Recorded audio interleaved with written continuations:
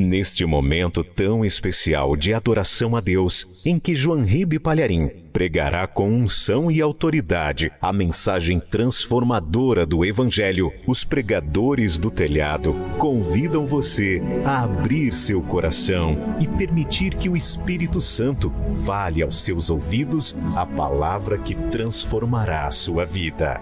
Mensagem de hoje: e se Pilatos tivesse livrado Jesus da cruz?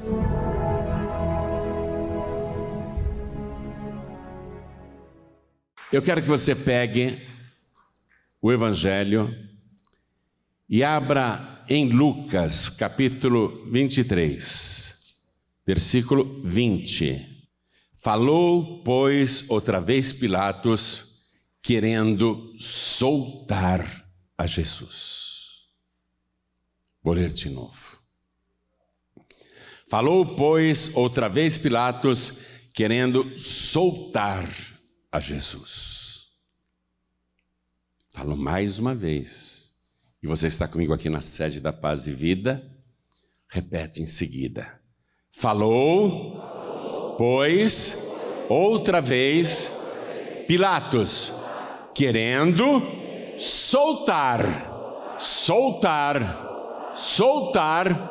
a Jesus. Amém? Pilatos se esforçou muito para soltar Jesus. Por quê? Por qual motivo?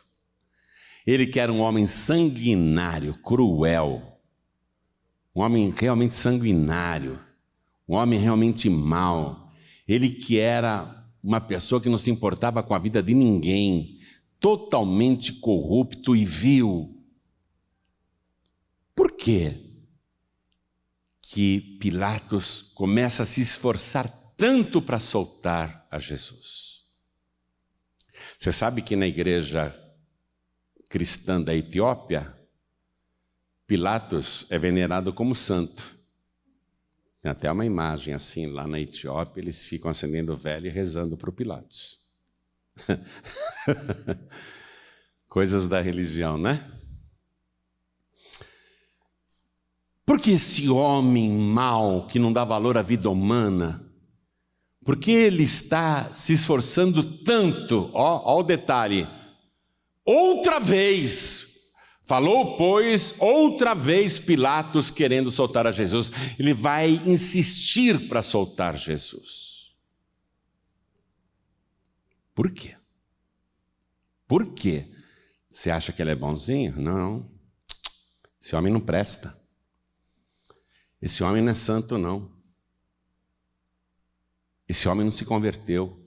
Ninguém sabe exatamente o fim de Pilatos, mas algumas histórias dizem que ele se suicidou, outras histórias dizem que ele, depois de ter sido destituído do poder, ele foi para um exílio e ficava o tempo todo lavando as mãos, o tempo todo, ficou com esse toque, eu quero lavar as mãos, eu quero lavar as mãos. Porque ele lavou as mãos na condenação de Jesus. Pilatos não é bom. Por que ele insiste e quer soltar Jesus? Quer saber isso ou não? Quem quer saber? Então desocupe as mãos e dê para esta palavra a melhor salva de palmas que você já deu em toda a sua vida.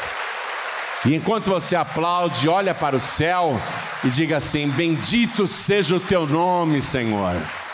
Diga, glorificado seja o teu nome, Senhor.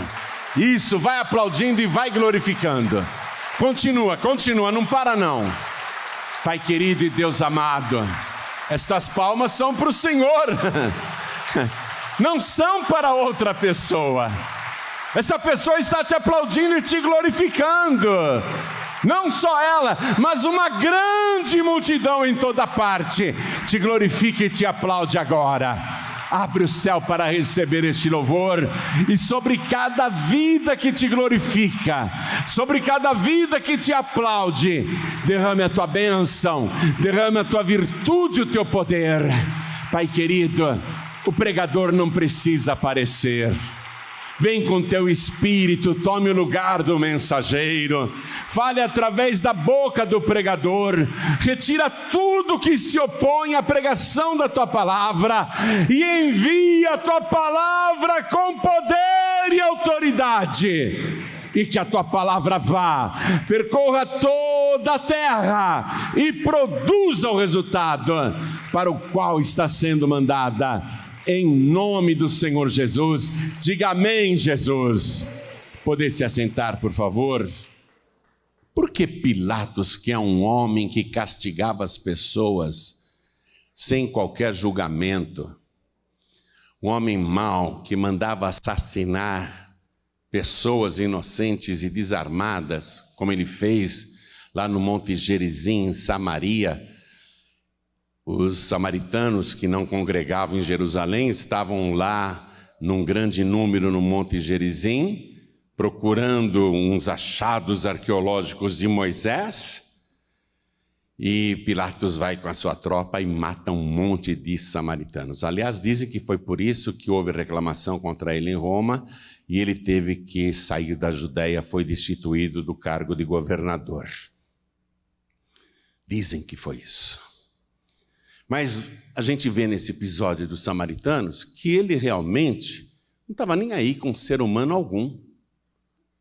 Por que então Pilatos, que não era amigo de Jesus,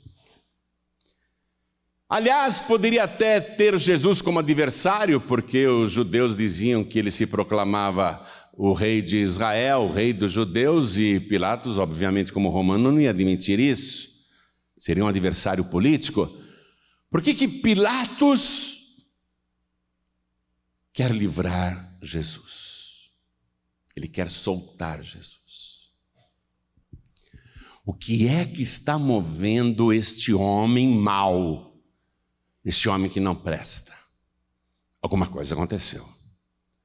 Porque ele era corrupto, juntamente com o sumo sacerdote de Israel, o Caifás, e o Anás. Tanto que quando Pilatos pegou o dinheiro do templo para fazer o aqueduto em Jerusalém, é evidente que o sumo sacerdote concordou com aquela retirada ilícita. Pilatos não poderia chegar lá e pegar o tesouro do templo sem que Caifás não levasse a parte dele. Então, Pilatos, corrupto, está agora se colocando até contra o Caifás, o sumo sacerdote. E veja, Pilatos tinha autoridade para destituir o sumo sacerdote. Ele não precisa bajular o Caifás e nem o Anás. Se ele quiser, ele nomeia outro sumo sacerdote em Israel. Pilatos agora se coloca contra a vontade do sumo sacerdote, que exige a crucificação de Jesus, que incita a multidão a clamar: crucifica-o, crucifica-o. Os seus assessores acompanharam, e a multidão também: crucifica-o, crucifica-o. Pilatos quer fazer de tudo para soltar Jesus. Eu hei de crucificar o vosso rei? Não temos rei além de César. Pilatos tenta. Tem até a ideia de colocar o Barrabás ao lado de Jesus, certo de que o povo iria soltar o inocente e benfeitor Jesus, e não o malfeitor e criminoso Barrabás. Até isso Pilatos faz porque ele quer soltar Jesus. Por que ele quer soltar Jesus? Por que ele está se esforçando tanto e discutindo com a multidão para soltar Jesus? Alguma coisa aconteceu com ele. Alguma coisa grave aconteceu com ele. E eu vou te mostrar aqui na palavra de Deus. Quando Pilatos estava lá no tribunal, julgando o caso de Jesus, a mulher de Pilatos manda mensageiros para conversar com o marido. Evangelho de Mateus, capítulo 27, versículo 19. E estando ele, Pilatos, assentado no tribunal, sua mulher mandou-lhe dizer: não entres na questão desse justo, porque num sonho muito sofri por causa dele. Pilatos recebeu a mensagem da esposa trazida ali por secretários. A mulher dele estava apavorada. A mulher dele, naquela noite, teve pesadelos que pareciam reais. Ela se sentiu atormentada, ela gritava naqueles pesadelos, ela acordava assustada, voltava a dormir e sonhava de novo. Sonhava com Jesus. E o quanto ela ia sofrer, ela e o marido, se condenasse Jesus à morte. Ela está pensando em escapar de um castigo divino. Agora o Pilatos, quando ouve isso da sua esposa, ele ficou muito temeroso, porque ainda que ele não temesse os homens, ele temia a Deus. E a mulher dele conseguiu retratar o horror dos pesadelos que ela teve naquela noite, sonhando o tempo todo, a noite inteira com Jesus, o que ela iria sofrer se Pilatos, seu esposo, condenasse Jesus à morte na cruz, à morte no madeiro. Então Pilatos muda o comportamento ao receber essa mensagem da esposa. Na Etiópia também a esposa de Pilatos, que dizem que se chamava Cláudia, é venerada como santinha. Tem uma imagem lá da Santa Cláudia, a esposa do Pilatos. O povo na Etiópia, os cristãos na Etiópia, acendem vela para ela e fazem pedidos para ela. Mas ela não estava agindo porque era discípula de Jesus, ou porque era amiga de Jesus, ou porque era boazinha. Ela ficou apavorada com o sonho. Ela ficou apavorada com aquilo. Ela passou mal a noite inteira, ela suou, encharcou a roupa, encharcou a cama. O sonho do seu terrível sofrimento era real, era muito real. É como se tivesse acontecido com ela. Ela consegue passar para o marido o horror daquela experiência noturna. E Pilatos também fica apavorado. Foi aqui que ele mudou de ideia. Não porque fosse bonzinho, ou amigo de Jesus, ou quisesse fazer justiça. Para ele tanto faz.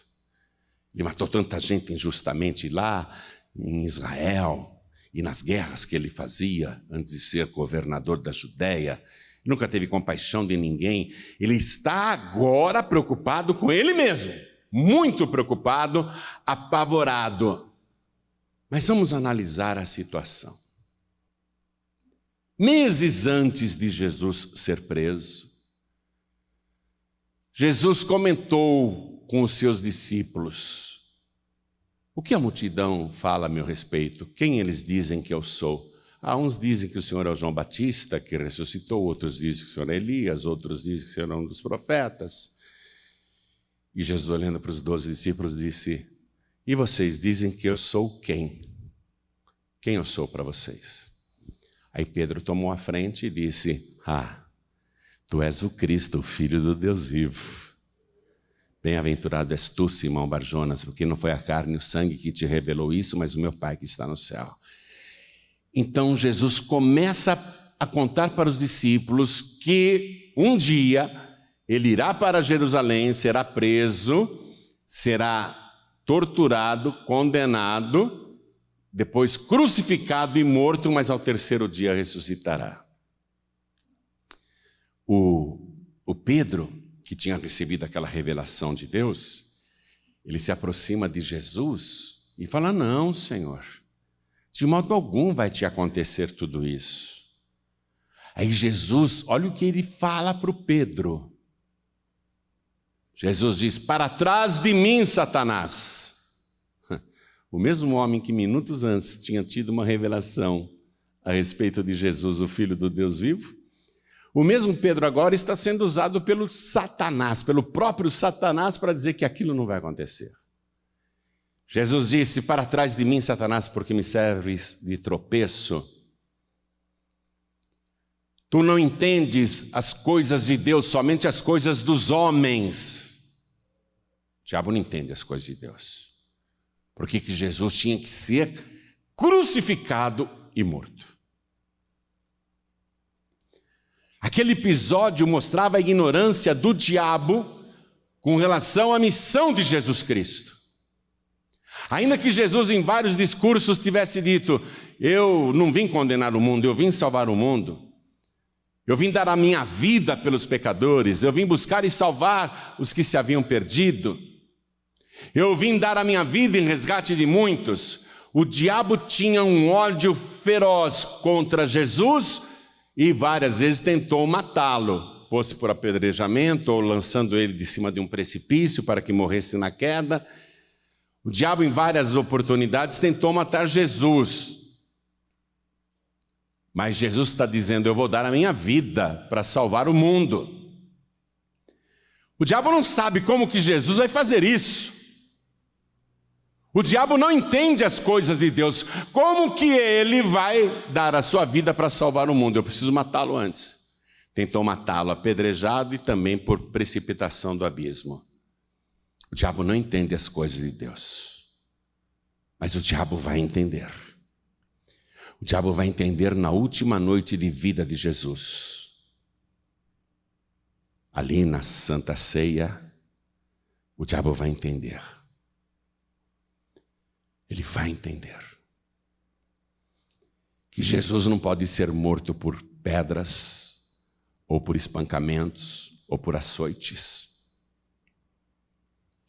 Ele vai entender que Jesus tem que ser morto derramando o seu sangue. Porque ali, na última noite de vida, Judas Iscariotes estava à mesa e o diabo também estava presente na Santa Ceia. O diabo estava dentro daquele recinto sagrado, na última noite de vida de Jesus. E ali o diabo sabe que agora o plano é o seguinte: Jesus pega o cálice e diz: este cálice é o novo testamento no meu sangue, que é derramado por muitos para a remissão dos pecados. O diabo entendeu que é o derramamento de sangue.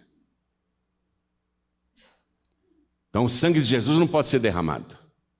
Ele quer que Jesus morra de qualquer maneira. Ele é inimigo de Jesus, mas ele não entendeu como que o sangue vai ser derramado. Ele quer evitar o derramamento do sangue de Jesus. Quando Jesus foi julgado pelo Sinédrio, que era um tribunal religioso com 70 juízes, o sumo sacerdote Caifás diz assim: ele blasfemou, ele blasfemou. Ele está dizendo que é o Filho do Homem, o Rei Eterno que vai vir com as nuvens dos céus. Ele blasfemou. Ele é digno do quê? E todo mundo: é digno de morte. Lá naquele tribunal, digno de morte. Blasfêmia, blasfêmia. E o que a lei de Moisés dizia sobre o crime de blasfêmia? Quando alguém blasfemar contra o Senhor, toda a congregação o apedrejará. Mas eles não podem apedrejar Jesus, porque Jesus tinha profetizado para os discípulos que ia ser crucificado. E na morte por apedrejamento, o sangue fica empoçado, preso dentro do corpo do cadáver. Jesus não podia morrer por apedrejamento, porque ele tinha que derramar o seu sangue. Lá no julgamento de Jesus, o diabo viu que Caifás e Anás disseram: vamos entregar Jesus para os romanos, para Pilatos. Foi aí que o diabo estremeceu. Os romanos não matam por apedrejamento. Os romanos matam por crucificação, deixam a pessoa sangrando o dia inteiro, às vezes 2 dias, 3 dias sangrando, 1 semana sangrando. Tem casos de pessoas que ficam sangrando 15 dias antes de morrerem. O diabo estremeceu. Quando o diabo entendeu que Jesus ia ser levado para Pôncio Pilatos e que os romanos só matavam por derramamento de sangue através da crucificação, O diabo falou: preciso agora impedir isso. Eu preciso impedir que Jesus seja crucificado. Ele mandou muitos demônios lá no quarto da esposa de Pilatos, para aterrorizar a mulher naqueles pesadelos, dizendo: olha, se você e o seu marido se envolverem na morte de Jesus, olha o sofrimento que espera vocês. Olha o que vocês vão sofrer. Olha o que você vai sofrer se o teu marido condenar Jesus à cruz. Por isso que ela foi tão convincente. O diabo a aterrorizou, porque agora o diabo quer evitar a profecia que Jesus fez. O Filho do Homem será preso, será condenado, torturado, crucificado, morto, mas ao terceiro dia ressuscitará. Ele vai dar o seu sangue. Ele falou lá na mesa, no cenáculo. Ele falou naquela sua última refeição, ele falou naquela ceia: este cálice é o novo testamento do meu sangue, que é derramado por muitos para a remissão dos pecados. Então é isso. Aí o diabo entendeu as coisas de Deus. É isso. Ele vai derramar todo o seu sangue. Eu já tinha ouvido a pregação de João Batista dizendo que ele é o Cordeiro de Deus, mas eu não entendi, mas agora eu entendo. E eu não posso permitir que isso aconteça. Eu vou dizer algo que vai te estarrecer, acredite nesta palavra. O diabo quer matar Jesus, sim, mas vai fazer de tudo para que não seja através da cruz, para que não seja através do madeiro. Agora o diabo está entendendo. Por que Jesus vai derramar o seu sangue no madeiro? Você pensa que o diabo não conhece as Escrituras? Na tentação do deserto, o diabo foi lá e recitou o Salmo 91 para Jesus Cristo. O diabo citou Deuteronômio para Jesus Cristo. O diabo conhece as Escrituras. Sabe o que está escrito na palavra de Deus no livro de Deuteronômio, no capítulo 21, versículo 23? Está escrito que maldito aquele que for pendurado no madeiro.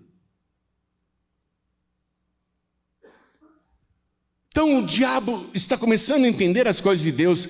Jesus vai derramar o seu sangue, vai ser morto até que não haja mais sangue no seu corpo. Ele vai derramar o seu sangue para a remissão dos pecados, pecado que eu trouxe ao mundo. Eu sou o autor do pecado. Ele quer eliminar a minha obra que já dura milhares e milhares de anos, e ele vai se fazer maldito no madeiro para levar as maldições que eu lanço nas pessoas. A maldição que há sobre a raça humana, a maldição da morte, a maldição do sofrimento, a maldição da doença. Então, se ele morrer no madeiro, ele levará também as maldições. Por isso que agora Pilatos se transforma não num instrumento de livramento de Jesus Cristo, mas ele quer impedir a crucificação. E se Jesus não tivesse sido crucificado?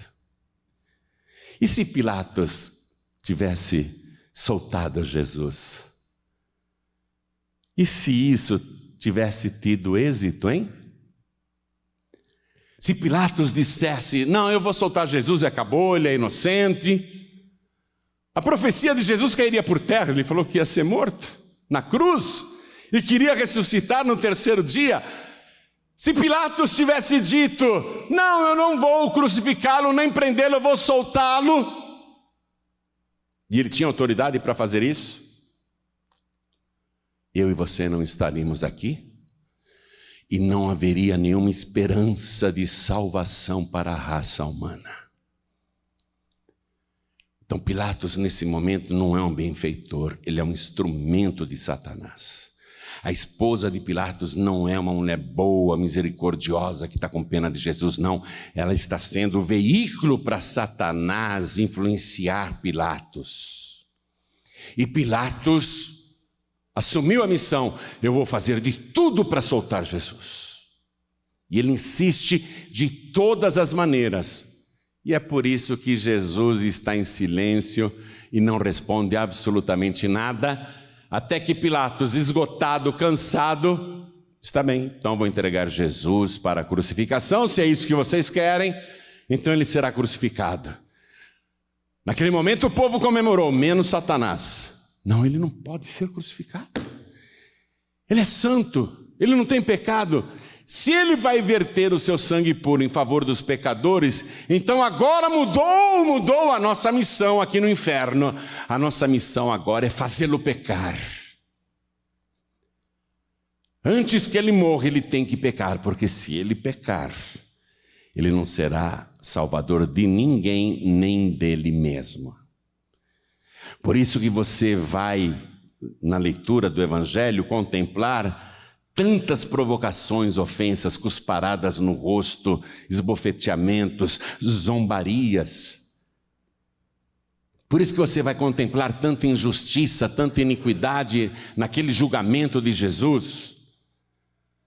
Por isso que Jesus é o único crucificado em toda a história romana que recebeu uma coroa de espinhos na cabeça. Roma crucificou milhares e milhares de pessoas, mas só um crucificado teve a coroa de espinhos na cabeça. Até nisso Jesus é único e diferente. Oh, salve rei dos judeus! E enfiaram a coroa de espinhos na cabeça dele, colocaram uma capa vermelha no pescoço dele, uma cana, um pau na sua mão, e os soldados romanos se ajoelhavam diante dele, davam gargalhadas e diziam: salve rei dos judeus, para que ele pecasse, para que ele xingasse, para que ele perdesse a paciência. E como Jesus continuava inabalável, em silêncio, então eles tiraram aquele pau que estava na mão de Jesus, como se fosse um cetro real, aquela cana, e batiam na cabeça de Jesus. Batiam na cabeça de Jesus e riam, e zombavam, e cuspiam no seu rosto, está escrito no Evangelho. E Jesus aguentando tudo, porque agora Jesus já entendeu que o diabo quer que ele peque, que ele perca a paciência. Quando Jesus sai carregando a cruz, ele é chicoteado no caminho, tudo para ficar revoltado. Quando colocam ele lá sobre a cruz no Monte Calvário e enfiam os pregos nas mãos e nos pés, era para ele xingar, blasfemar, rogar pragas para todo mundo. Mas Jesus diz: Pai, perdoa-lhes, porque não sabem o que fazem. Mesmo depois que Jesus estava pendurado entre o céu e a terra, pessoas iam lá no pé da cruz: oh, o senhor não é o filho de Deus? Desce daí. Desce daí. Também os sacerdotes de Israel e Jerusalém iam lá e diziam: ué, tu não és o Messias? Então vai, desce da cruz para a gente acreditar em você. Vai, vai, que Messias o quê? Não consegue se salvar nem a si mesmo, quanto mais ser salvador dos outros. Zombaram, escarneceram, provocaram, para que ele pecasse. Aí o diabo incorpora no ladrão que está à esquerda de Jesus em outra cruz e provoca de pertinho o Senhor. Sai da cruz, salva-te a ti mesmo e tira-nos da cruz também, se tu és o Filho de Deus.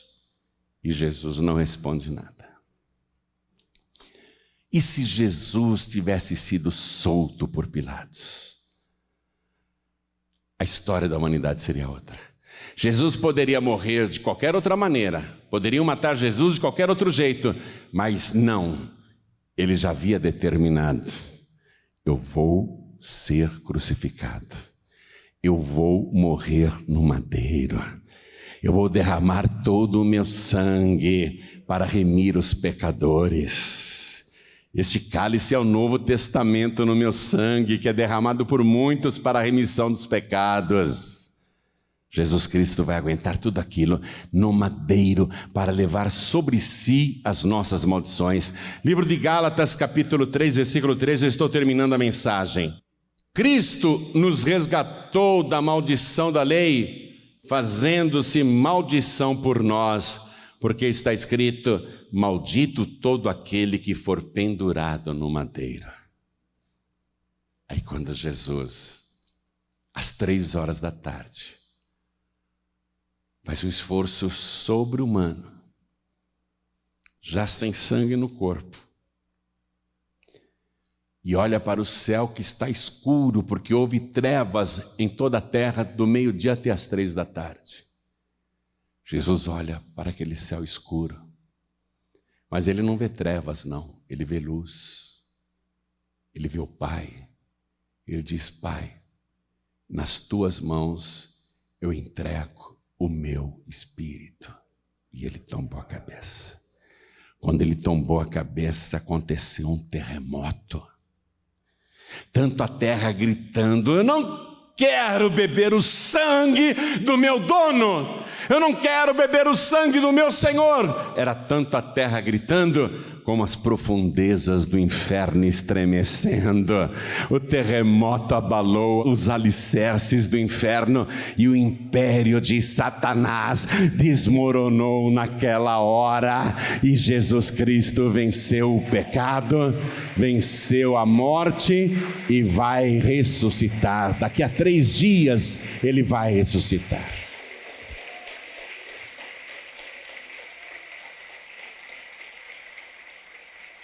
Pilatos perguntou para a multidão: vocês querem Jesus ou Barrabás?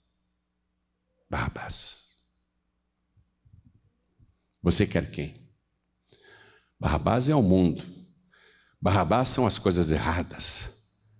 Barrabás representa tudo que não presta, tudo quanto é vício. Ele era cheio de vícios. Ele tinha crimes e homicídios. Ele era um assaltante e homicida. Era um mentiroso, era um enganador, era um trapaceiro, era um sujeito desleal, era um homem sem caráter, era um homem vil. Barrabás representa o pior do ser humano. Você quer Barrabás ou Jesus? Quem você quer para você? A multidão preferiu Barrabás porque o mundo prefere as coisas deste mundo. Mas as pessoas que são de Deus, elas preferem Jesus Cristo. Toda pessoa que é de Deus prefere Jesus Cristo, porque entende a obra que ele fez na cruz do Calvário. Jesus disse: este cálice é o Novo Testamento no meu sangue, que é derramado por muitos para a remissão dos pecados. Jesus poderia ter dito derramado por todos, mas ele disse por muitos. Sabe por que ele não falou por todos? Porque não são todos os que querem. Você não percebeu ainda? Que não são todos os que querem. Tem gente que prefere aí o Buda, tem gente que prefere o Maomé, tem gente que prefere o Kardec, tem gente que prefere o Santo Pilatos, tem gente que prefere a Santinha Cláudia. Quem você quer para a tua vida? Quem você quer para você? Fique de pé, por favor, porque a palavra de Deus é muito clara. Jesus derramou o seu sangue para a remissão dos nossos pecados e ele morreu no madeiro, se fazendo maldito por nós. E é tão patente que ele morre no lugar dos pecadores, que ele tomou aquela cruz do meio, que não era dele, mas do próprio Barrabás. A morte de Jesus foi em favor dos piores pecadores. Agora não diga: eu não sou tão pecador assim, eu não roubo, não matei ninguém até hoje, eu procuro andar direitinho na linha. Jesus provou que todo mundo tem pecado, que você não precisa ser um ladrão e assassino para ir para o inferno. Ele provou isso ao defender a mulher adúltera, olhando para a multidão que queria apedrejá-la, e Jesus pergunta: quem de vocês está sem pecado? Quem estiver sem pecado, atira a primeira pedra. E todo mundo, dos mais velhos aos mais jovens, saíram. Por quê? Dos mais velhos aos mais jovens. Por quê? Porque reconheceram que tinham pecados. E o salário do pecado é a morte. O pecado causa a morte. Jesus morreu pelos nossos pecados. Os nossos pecados causaram a morte de Jesus. Ele morreu pelos nossos pecados. Ele morreu no lugar dos pecadores. Ele morreu no meu lugar. Ele morreu no teu lugar. Ele se fez maldito para que você seja bendito. Ele padeceu para que você tenha uma vida abundante. Ele sofreu para que você não sofra. E ele morreu para que você viva eternamente. Se você quiser, é de graça. Tudo isso é de graça. Hoje Deus deseja, escute isso que eu vou falar. Deus deseja muito escrever o seu nome no livro da vida. Deseja muito. Deus deseja tanto que Ele não impediu tudo o que aconteceu com Jesus. Por quê? Por que Ele não impediu? Porque Ele tinha que dar a sua vida em resgate de muitos. Você faz parte dos muitos que querem ou de todos os que não querem? Jesus, Ele sabe que muitos querem, mas não são todos que querem. Se você não quiser, tudo bem, você prefere aí o seu jeito, a sua religião, o seu padroeiro, a sua padroeira, o seu mediador, a sua medianeira, você prefere aí as tuas teorias evolucionistas, você prefere aí, né, as filosofias de Buda, você prefere a doutrina de Maomé e de outros, ou é problema seu, você escolhe. Jesus sabe que não são todos os que o querem. Ele morreu por todos. A palavra diz, porque Deus amou o mundo de uma tal maneira que deu o seu Filho unigênito, para que todo aquele que nele crê não pereça, mas tenha a vida eterna. É para todos os que querem. Mas Deus e Jesus sabem muito bem que não são todos os que querem. Mas os que querem, os que dizem eu quero, e confiam no sacrifício e na missão de Jesus e entendem o que Ele fez, os que querem, têm o seu nome escrito no livro da vida. E recebem de presente o poder de se tornarem filhos de Deus e de quebra a vida eterna. Sabe por que eu não fiquei com medo de morrer nos 29 dias que eu fiquei na UTI? Porque a vida toda eu andei com Jesus. Enquanto eu andava e respirava sozinho, Jesus estava sempre comigo e eu sempre com Ele. Quando eu não pude mais andar sozinho e nem respirar sozinho, Jesus estava comigo dentro daquela UTI. Eu garanto para você, se você tiver Jesus como companhia nesta vida, Ele será a tua companhia depois desta vida. Se você andar com Ele neste mundo que é um vale de sombras, Ele estará contigo quando você andar pelo vale da sombra da morte. Ele veio para todos, mas sabe muito bem que não são todos os que querem. Mas, diz a palavra, a todos quantos o receberam, deu-lhes o poder de serem feitos filhos de Deus. Deus não mediu esforços para te levar para o céu. Agora é com você. A parte de Deus está feita. Agora é a tua parte. Este é o Evangelho. Qualquer outra pregação está furada. Qualquer outra pregação é balela, é fantasia, é lenda, é mistificação, é mentira. Este é o Evangelho, que Jesus Cristo veio ao mundo para salvar os pecadores, dos quais eu sou um dos principais e estou aqui salvo. Eu estou salvo. O diabo, quando olha para mim, sabe que eu sou salvo. Nunca esqueço, uma mulher foi numa macumbeira, esperou a vez dela de ser atendida. Era uma médium gorda, uma mãe de santo gorda, enorme, num vestidão branco, fumando charuto. E a mulher pegou a filha e levou meu nome escrito. Falei, eu quero destruir esse homem quando o espírito que estava na mãe de santo olhou o papelzinho e leu o nome e falou: ih, Misifia, não vai dar não, esse aqui é protegido do homem de lá de cima. O diabo olha para mim e sabe que eu sou salvo. O diabo sabe que eu sou salvo. Se você receber Jesus agora, o teu nome vai ser escrito no livro da vida do Cordeiro. Virá sobre você um poder que te transforma de criatura para filho de Deus. E você, no mesmo instante, vai receber o perdão de todos os pecados. O teu passado será apagado e o teu nome escrito no livro da vida do Cordeiro. A todos quantos o receberam, quem quer aqui receber Jesus como único, suficiente, exclusivo e eterno Salvador, ergue a mão direita bem alto, todos que... Olha, quanta gente! Oba! Deus vai ter trabalho para escrever tanto nome hoje. Faz assim. Jesus disse o seguinte: quem me confessar diante dos homens, também eu confessarei diante do meu Pai que está nos céus. Então você que ergueu as mãos, vem aqui para frente, sem medo, mantenha uma distanciazinha, os obreiros ajudem quem está vindo para frente para não ter muita aglomeração.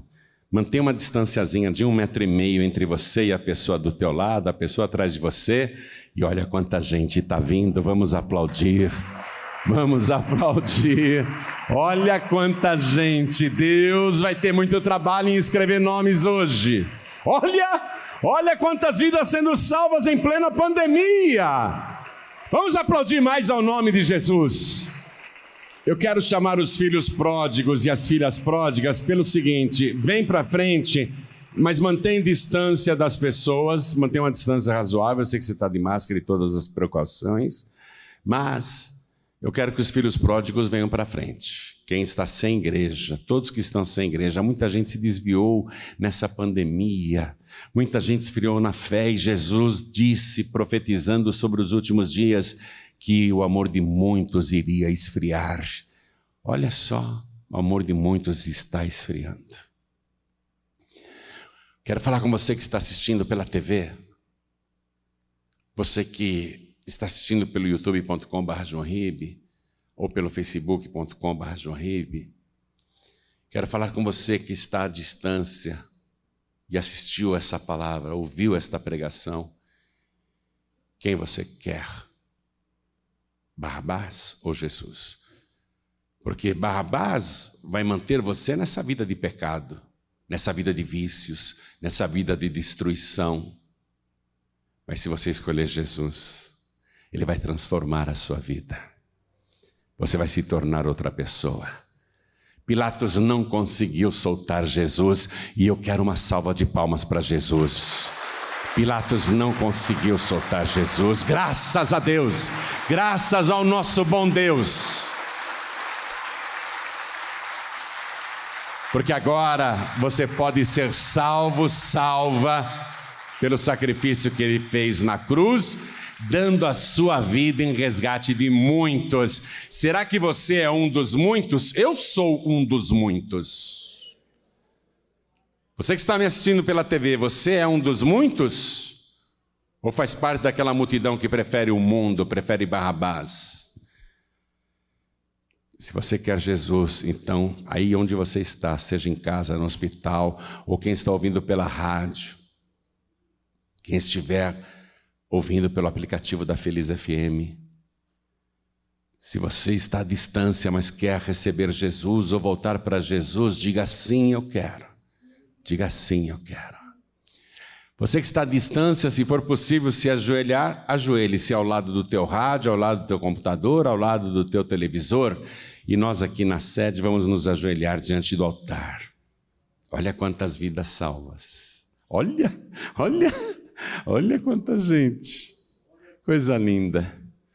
Que bom que Pilatos não conseguiu soltar Jesus, entendeu agora? Ele padeceu por nós, para que a gente não padeça. Ele sofreu para que a gente não sofra. Ele disse: eu vim para que todos tenham vida e a tenham com abundância. Coloque a mão direita sobre o teu coração e ore assim comigo. Meu Deus e meu Pai. Isso, diga com fé: meu Deus e meu Pai, muito obrigado por ter me amado desta tal maneira, a ponto de me dar o teu santo Filho Jesus para morrer a minha morte e morrer no meu lugar. Obrigado, Senhor, por ter ido em frente, por não ter recuado, por não ter desistido de me salvar.